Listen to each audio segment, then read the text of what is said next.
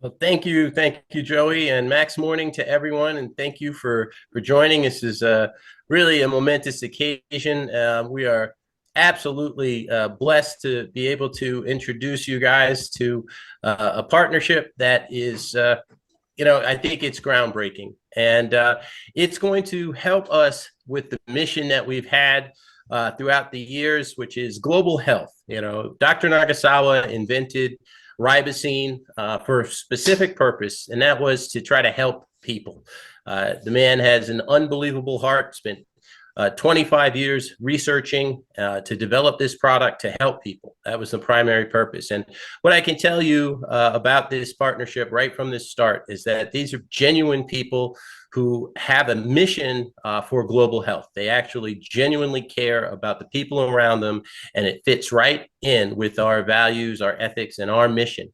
And these guys, they have done some unbelievable things. And so just wanted to, go through and give you guys just a sense for the number of unbelievable things that these gentlemen have accomplished. And if you watch the screen, just watch as they turn red because they're so humble that these accomplishments, they some for some reason are embarrassed by their accomplishments of how great they actually are. Let's just go and now, and I want to make sure that you guys understand this. I cannot possibly list everything that they've done because we would be here for at least 3 or 4 hours. So we're just going to truncate that part of it. So for Alistair, two-time Olympic gold medal champion, six-time ITU World Championship gold medalist, five-time European Championship gold medalist, one-time World Aquathon Championship gold medalist, two-time Commonwealth Games gold medalist, two-time Ironman in the 70.3 World Championship silver medalist. That's quite a list. I'm out of breath. So Alistair, please forgive me as I cut your accomplishments down by a tenth. Okay. Uh, Johnny Brownlee, the most decorated Olympic triathlete in history. Unbelievable. Gold medalist in the Tokyo Games, silver medalist in the Rio Games, bronze medalist in the London Games, seven-time ITU World Championship gold medalist, one-time European gold medalist, one-time Commonwealth gold medalist, and man, I'm out of breath. That's just unbelievable. There's so many other things that these guys have done that go beyond these accolades that they've achieved. There's things that behind the team, a person never accomplishes these things on their own. So we want to really talk to them about how they did this, because the process that people go through to succeed, everyone sees the championships, everyone sees the high achievement. Sometimes we don't know that it takes a whole team of people working with you to become that great. And that means that you've developed unbelievable relationships. You've gone through trials and tribulations. You've gone through things that people don't see.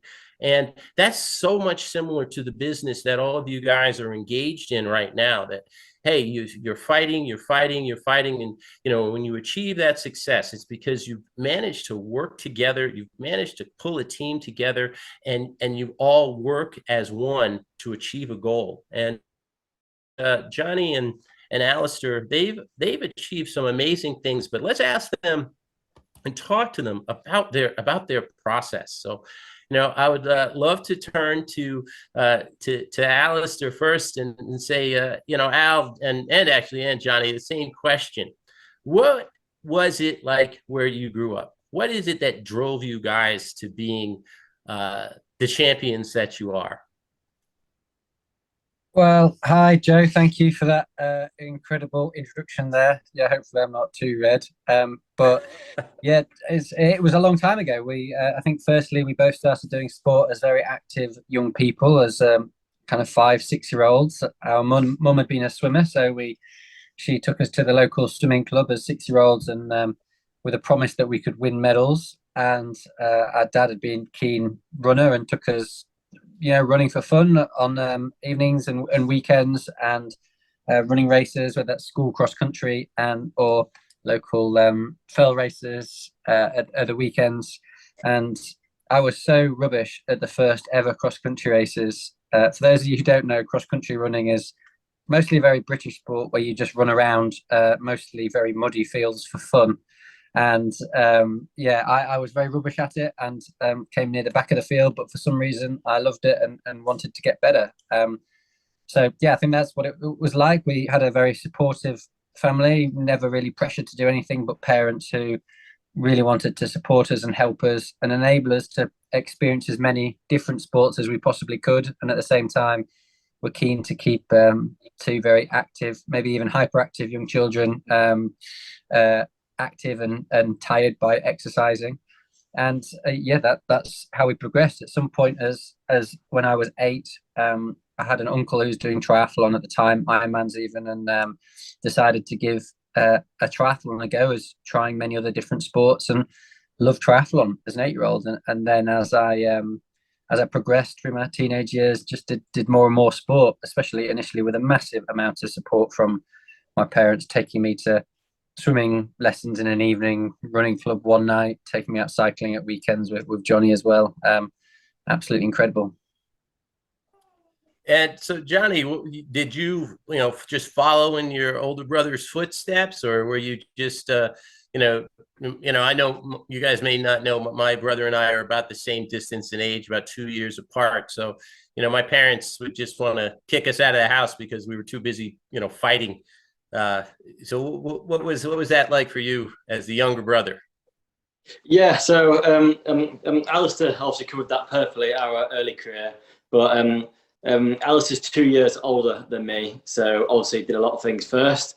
He got the Great Britain Best for the first time, so a big moment for me was when Alistair was 14 years old. He got his Great Britain Best, came home, put it on the kitchen table, and I thought, wow, I can achieve that as well. Alistair went to the Olympics in Beijing in 2008, and I was actually in the stand watching him do that. And I'm quite an underconfident person, and didn't believe that we could ever reach those heights. And seeing Alistair lead the Olympic Games triathlon until the last 5K on the run, I was there going, wow, I can do that as well. I've got a brother who achieved that by cycling to school, by running at lunchtime, by eating the occasional fish and chips and things like that. It made me believe I can do that as well. These athletes that I thought were untouchable, unreachable, are now people that I can actually compete with. So I think for me, having Alistair breaking down those barriers first was absolutely massive, because he basically created a training squad, a training structure that I could just copy. And I knew if I could keep up with Alistair, then I could win world medals and Olympic medals. That's awesome. Now, Alistair, when you were in high school, so Johnny's mentioning that you had set up a structure, right? So, when you had started to, really love the sports, how did you transfer that desire into consistency, into being able to, because, to be great at something, you must be consistent. You have to lay it down. Where did you develop that? At what point in your teenage years, maybe, did you get that discipline? Yeah, you're absolutely right. I think to be great at anything, whether it's sport, music, or anything else in life, it takes a lot of practice, which takes consistency over a long period of time. And I think I had that understanding from a relatively young age, and realized that the human body, at its simplest form, is the more of something you can do, the more stimulus you give it, the more training you give it, the more it responds, and the stronger and faster you get. Obviously up to a limit, but to be able to put as much exercise through your body as possible to get the biggest response as possible, you need to be consistent over a long period of time of just amalgamating, training upon training, and getting that kind of dividend of response over time. And so I had the idea of putting in a regular weekly kind of schedule that's how I train week in, week out. And I think by the time I was probably 14 or 15, that was cycling to school in the morning. I think I'd set off at something like 7:30 and cycle somewhere between 10 and 15 miles on the way to school, running at my school during the lunch hour, running for about an hour, then swimming after school for a couple of hours, the local swimming club was training at the pool there, so I literally just had to finish class and go and dive in the pool and swim there for 2 hours. And then sometimes even cycle home, sometimes not. But yeah, it was a relatively kind of very laid out structure, doing slightly different days. I'd have slightly harder days where I'd do some intensity, but most of it was based around doing relatively low level endurance aerobic training before Zone 2 became fashionable. And yeah, it's just building up. The base of it really is that very simple idea of the more you do with something, the more adaptation you get from your body. And yeah, I think to your point of that kind of determination and resilience over time, yeah, I think I worked out that if I had a pattern and I made as much training as I could habitual, I was never waking up in the morning and going, oh, I'm going to give myself a chance not to cycle to school this morning or go swimming. It became I made sure it's part of my life. It's I'm getting up, the alarm's going off at whatever 7 o'clock on a Monday morning. What I do today is put my kid on and get on my bike and cycle towards school.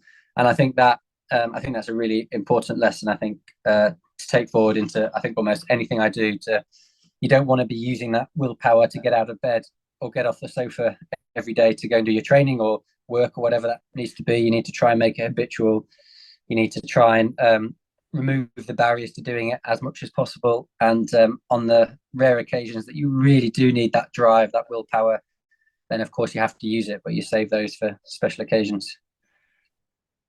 So Johnny, when you saw your brother getting up and biking to school, were you right on the bike and following him right away, or did you just say, you know what, I'm gonna keep up with what he's doing? Yeah, that can be a very interesting relationship for teenage boys. Yeah, well, Alice obviously started to ride in school first. I used to take the school bus, and interestingly enough, the school bus actually took longer than cycling to school. So pretty quickly, I thought, well, what's the point of cycling? What's the point of taking the school bus? I might as well ride to school. And then I'd follow Alistair. I think Alistair initially didn't like having his younger brother following him along, trying to drop me. We used to have races on the way to school and make it fun. But I obviously swam from a very young age. I ran, and I was best at my school for all those younger years. And then I went to a cross-country race when I was about 13 years old and nearly got beaten by someone from my school. And that was a big moment for me because I thought, right, I can't have this anymore. I'm either going to commit fully and train or not do it at all. And on the way home, we went to a sports shop, bought some new cycling clothes. And then from that day, I cycled to school pretty much every single day for the rest of my school career. And having Alistair there obviously made it easy for me because I could just follow him. But it took something else to make me realise if I wanted to be good at sport, I couldn't just rely on what I was doing. I had to make changes and I had to commit. Now, who pushed you when your brother is out there riding in front of you trying to drop you? And I know what that's like. And you're like, you must have been thinking, I am going to catch him, at some point. And at some point, I'm sure you caught him. What was that like? Yeah, well, obviously, did you talk a little trash? Yeah. No, I'm not much of a trash talker. Obviously, being very British, understated. I probably knew that just by keeping up with him, that'll be enough. But part of our strength as having both of us there is it's quite rare to have a training partner that you're that similar to. Quite often because of the competition you have with other people, you don't want to train with people who you're competing against because you don't want to show them your secrets. You don't trust them sometimes. Maybe that person is going on the way home, is putting an extra few miles in just to get one over you. So one thing that we've always had is a very open book in that we're open about what training we do. We don't try and get one over each other. We realise in those key sessions we can really help each other out, and our strength is actually having both of us there and pushing each other on. I'm always racing Alistair. I'm still racing him now. We went to the pool this morning. And although Alistair's doing slightly different training because he's doing the longer distance now, we're still racing each other in the pool, and that's brilliant because Alistair was talking about before. You are motivated 95% of the time, but there's times when you really need someone to push you on, and having Alistair just to follow, to push you on to race, gets everything out of yourself. That's awesome. One thing that I think is great about you guys, and there are so many different things, is that you guys are incredibly coachable. You allow people to push you. How do you do that as the most decorated triathletes in history? How do you maintain that mindset that you give other people permission to push you when you need to be pushed? How do you go about that? Well, for me, I think it's about choosing those people is the most important. Like, I have a kind of philosophy that I only want to work with people who genuinely want me to do well and genuinely have my best interests at heart. So for my coaching team, my physio team, my support network, it's got to be those people who will do anything to make you succeed. They want you to do well. They're not just turning up. It's not just their job. They sacrifice as much as you to get to that point. And also, you can always learn. And a lot of the time for coaches and support network for me have actually been about holding me back and about telling me at the right time that I'm fit and to keep calm. Don't do too much, don't push it too much. If you want to be a good endurance athlete, your default has always got to be to want to do more training all the time and want to push yourself more and more. And occasionally you need those people to say, right, that's enough. Take it easy today. You've got a race coming up, or change this slightly. I only want to surround myself with those good people. Al?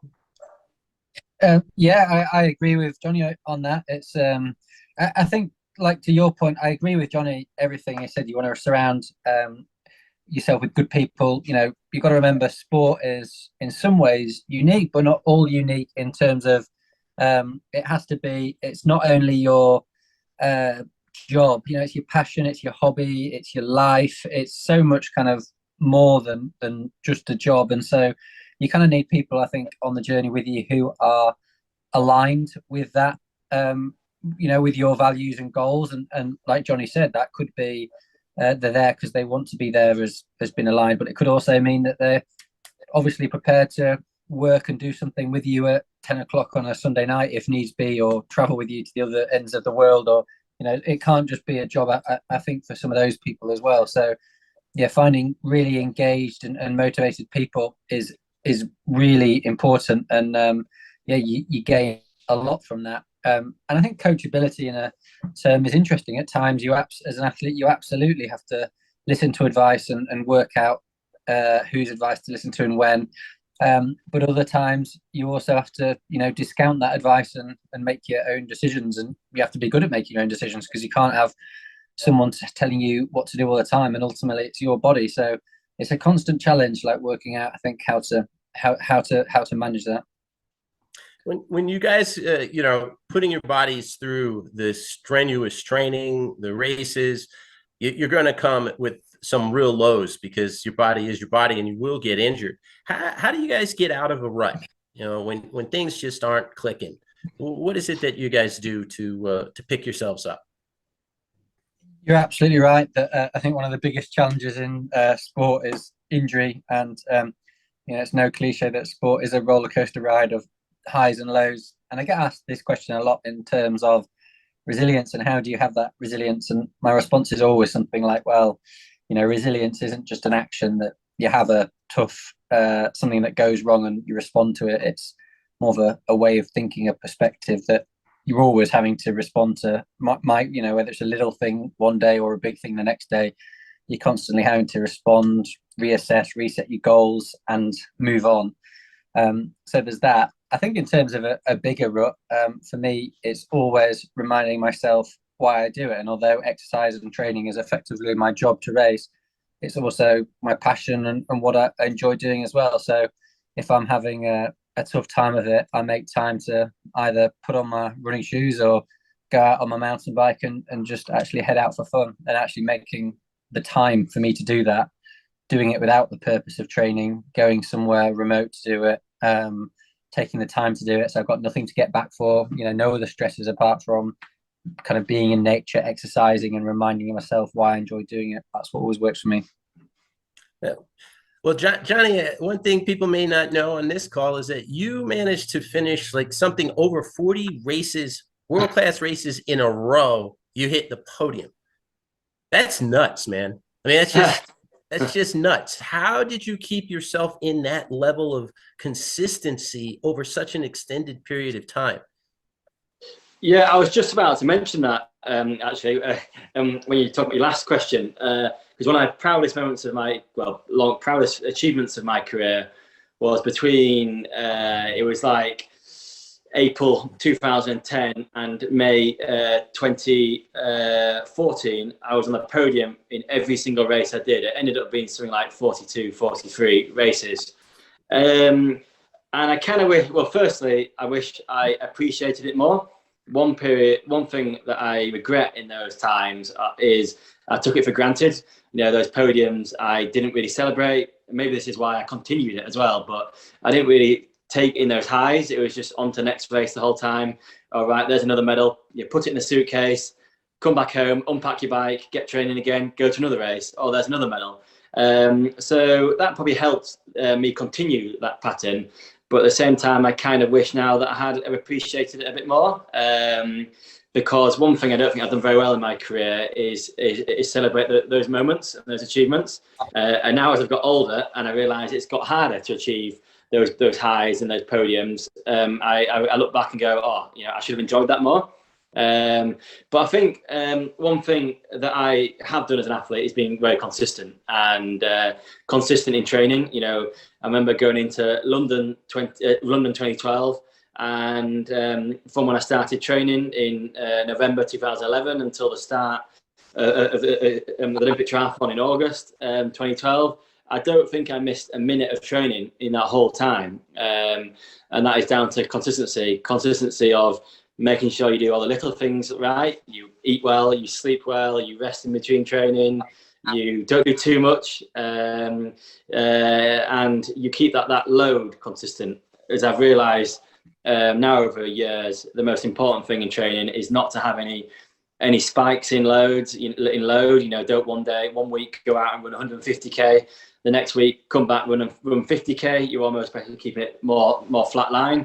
And like I also said, just make it fun, make it enjoyable. Awesome.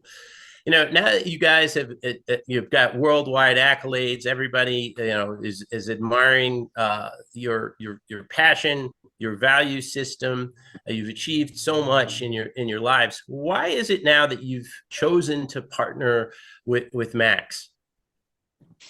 Well, to us, we've been building Brownlee Fitness for a few years now, and that's all really about trying to take our training methodology and democratize it to help as the biggest number of people as possible on their fitness journey, whether that is just getting fit to be able to do a bit of training with their mate, or whether it's trying to complete an Ironman triathlon. We have that entire range of people on our squads at Brownlee Fitness that makes us both very proud and is great. And Pete and Andy are doing an amazing job every day supporting all those athletes on their journey, which is amazing.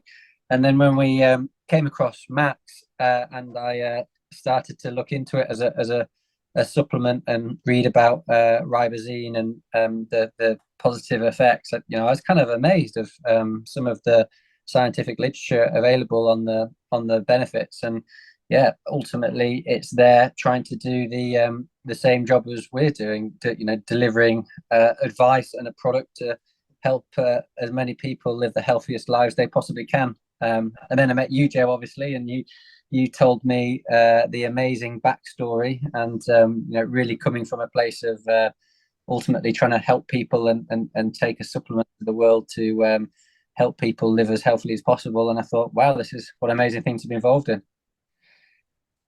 Awesome. Johnny, have you had a chance to sample and use the products, and how have you found them?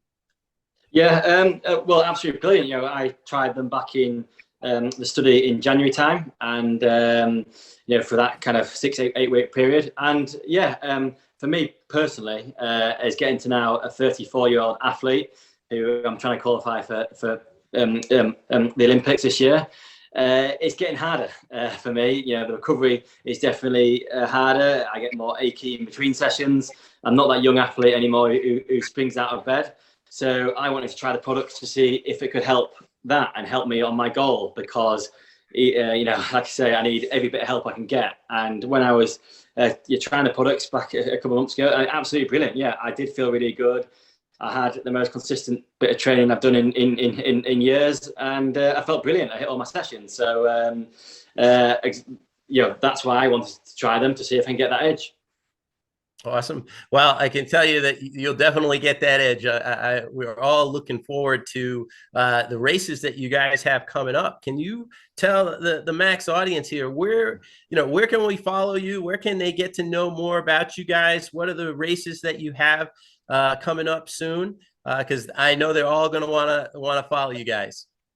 Yeah, it'd be amazing to be followed by as many of you here on this call as possible, and the Max family, which is lovely to be a part of. You can follow us in lots of places, obviously on social media through our individual Instagrams. If you search Johnny Brownlee and Ali Brownlee, Ali Brownlee Try, you'll definitely find us both. Facebook, LinkedIn, Instagram, Twitter, and through our Brownlee Fitness channels, which are fantastic as well. Brownlee Fitness on Instagram is very active and full of some great advice. So what races do you have coming up? So as far as races coming up, I'm hoping to qualify for Paris. So I'm actually going to Japan on Sunday to race in Yokohama the following Saturday. And that's a big qualification race for me. And and then hopefully qualify for Paris, and hopefully be there racing the mixed team relay and the individual in July, August time. Awesome. We can't wait to follow you guys. Maybe Andy or Pete can put into the chat all of your Instagram and places that people can follow you, if that would be possible. Now, one last thing before we go to some of your teammates, particularly Pete. What do you guys hope to accomplish with this with the partnership as we look to the future, as we come together? What is it that you see as your vision? Well, I think our grand overall vision is providing the best possible health and fitness advice to as many people as possible. And like I said, that's everyone from someone who wants to be a bit more active and a bit healthier every day to someone right up to the other end of the spectrum doing Ironmans and ultra marathons. And ultimately, both Max International with Ribosine and Brownlee Fitness are both in that place of trying to provide the best possible advice and products to help people live as healthily as possible. So we're hoping at Brownlee Fitness, by partnering with Matt, we can take our training and exercise, healthy living advice to your customers and the people in Max's sphere of healthy living. And we're hoping at Brownlee Fitness with Max to be able to take Max to a new sphere of potential customers who are also trying as hard as they can to live their healthiest possible lives. So between us, we're hoping for an amazing partnership that is brilliant for everyone involved.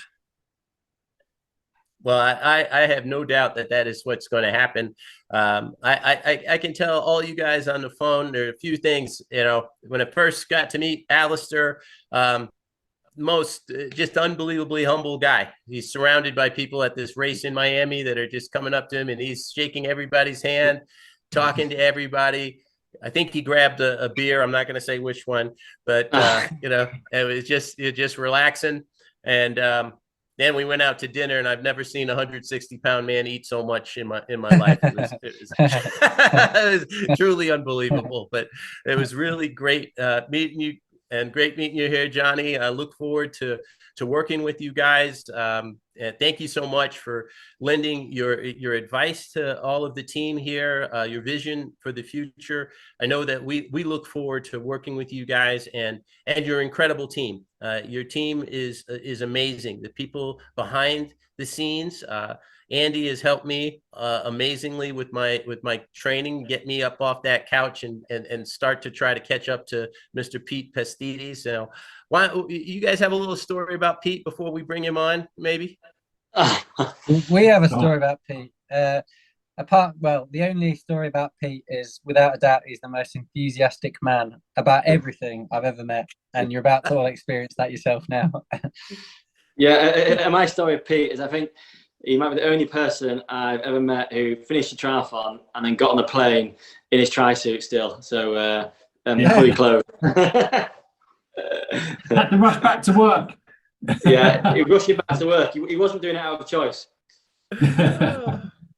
Amazing. Well, we love working with Pete. Great guy. And Johnny and Alistair, thank you guys so much for sharing your wisdom with the team. And I'm sure they'll be looking forward to hearing from you guys, and they'll be cheering you on like those folks in Ecuador moving forward. So thank you guys so much.